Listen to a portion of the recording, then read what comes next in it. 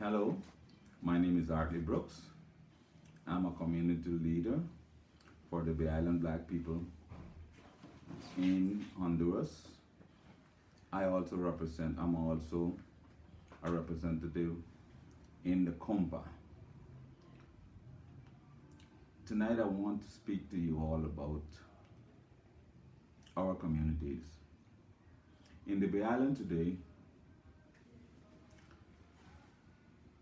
there are three large islands, and then we have three other islands. But the black people radicate basically on the island of Rotan, Guanaja, Utila, and Santa Elena. We have great problems on the majority of these islands. For example, on Rotan today, we have problems with land invasions, where the government is also trying to take our beaches away from us, introducing to Congress and passing laws that were not proposed or didn't go to the community. They didn't ask the community anything. They didn't come to the community. They just decided to do what they wanted. For example, in my community, which is Gravel Bay, the government has proposed that they would like to cut all of the trees from the beaches and stuff and build large buildings like other first world countries. And Nabibla believes that this is not what we want.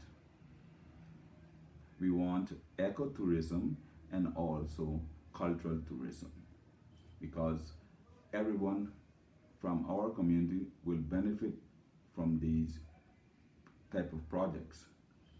The government only uses our people for political reasons, and many of our people are confused because of the poverty level within our community. Even though the Bay Island generates millions of dollars yearly that goes to the treasury of our country, we are not benefiting directly. A few months back, or a few years ago, people from the mainland started to invade these islands. We used to have, many years ago, we had running gullies, which are something like river on the islands, and we had our large forest, and we had farms and stuff like that. We were self-sufficient, sufficient. But today, because of the poverty level and also of the prices that tourism has brought to our island, from the money that a normal islander makes is not sufficient for him. So they may have a house, but sometimes they may be able to pay the electricity bills, and other time they will not pay the electricity bills. Many of the islanders have come ahead because they are seamen.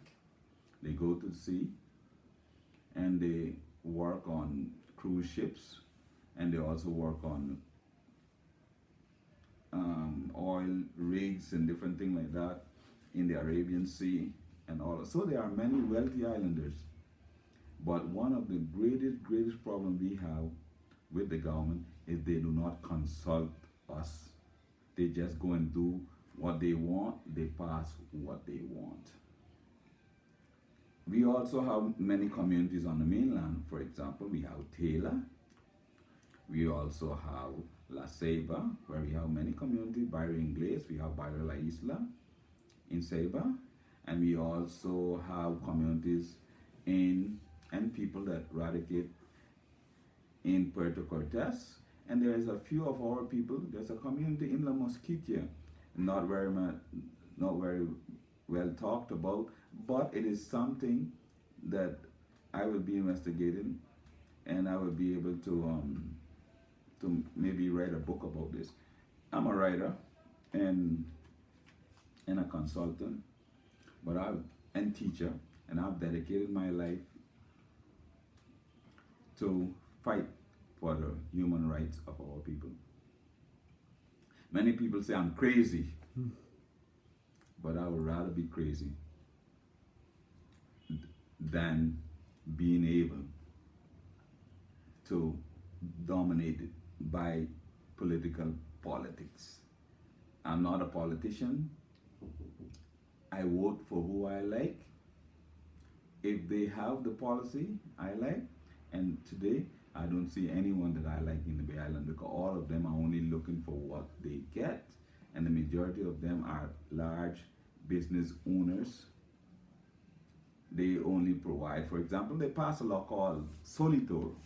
Solitor was supposed to be a Freeport law, and the island was supposed to prosper from that. The islander was supposed to get large benefit from that.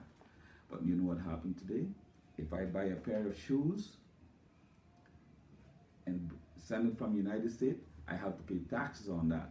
But if a rich guy brings in 5 containers or 6 containers, he doesn't have to pay any tax on that.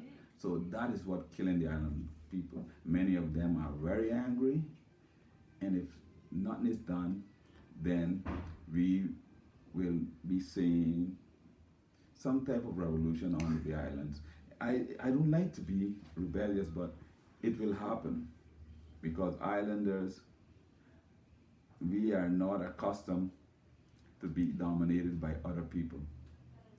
The last generation that we had during my time, because we were torn over to the island, we were first British, and they torn us over because of the White Cruise Treaty. And that treaty, everything on that treaty, the government doesn't respect anything. They just do what they want, they go where they want. And nosotros somos hondureños, y el presidente es el que manda. And I don't want that anymore. It's time for us and them to understand who we are.